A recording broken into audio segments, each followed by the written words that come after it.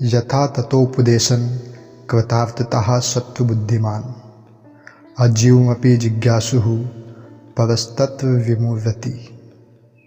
सत्व बुद्धि वाला पुरुष थोड़े से उपदेश से ही कृतार्थ होता है।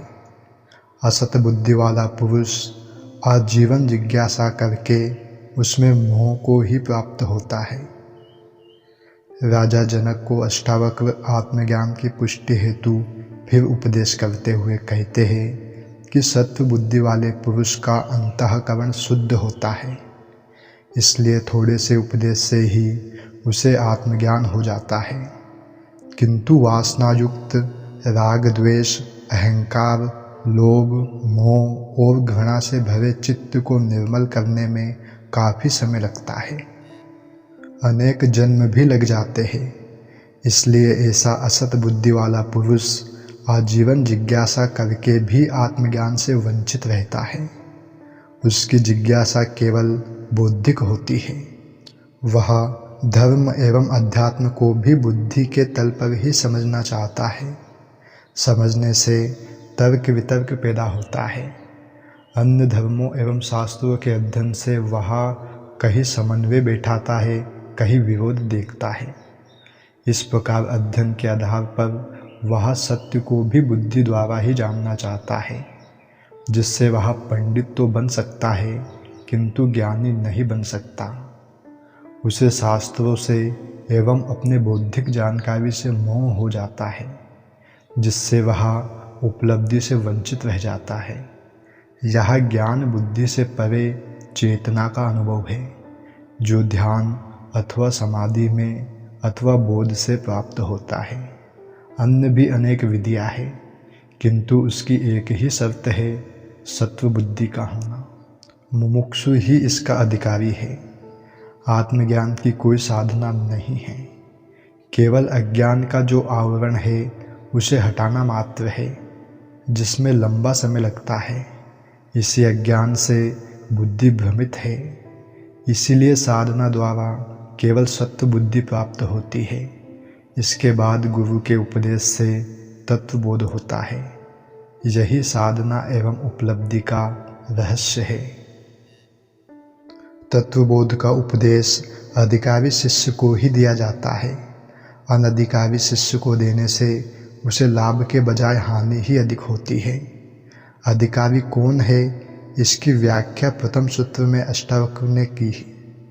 सत्व बुद्धि वाला ही इसे समझकर आत्मसात कर सकता है, तभी उसे सत्व की अनुभूति होती है।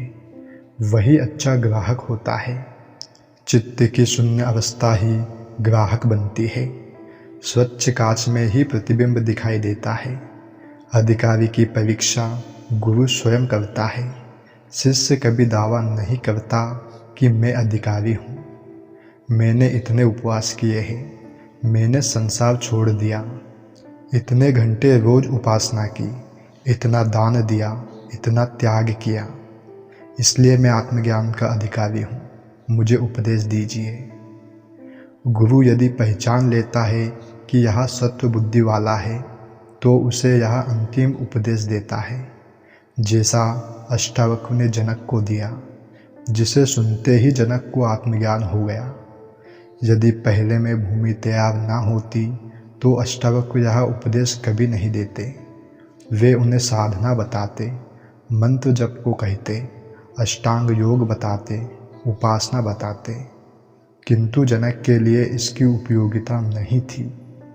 उनकी पृष्ठभूमि पहले से ही तैयार थी, इसलिए घटना उसी क्षण घट गई।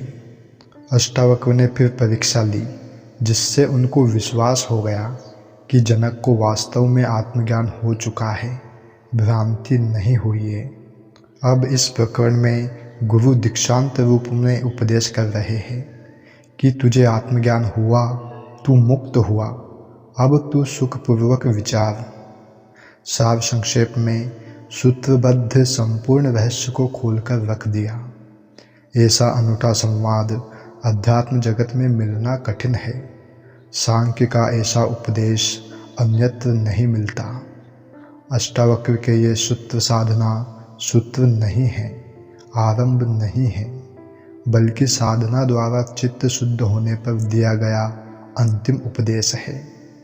अष्टावक्र कहते हैं कि मोक्ष कोई वस्तु नहीं है जिसे प्राप्त किया जाए, ना कोई स्थान है जहाँ पहुँचा जाए, ना कोई भोग है जिसे भोगा जा सके, ना कोई रस है जिससे आनंद मिले, ना इसकी कोई साधना है, ना सिद्धि, ना यह स्वर्ग में है, ना सिद्ध शिला पर।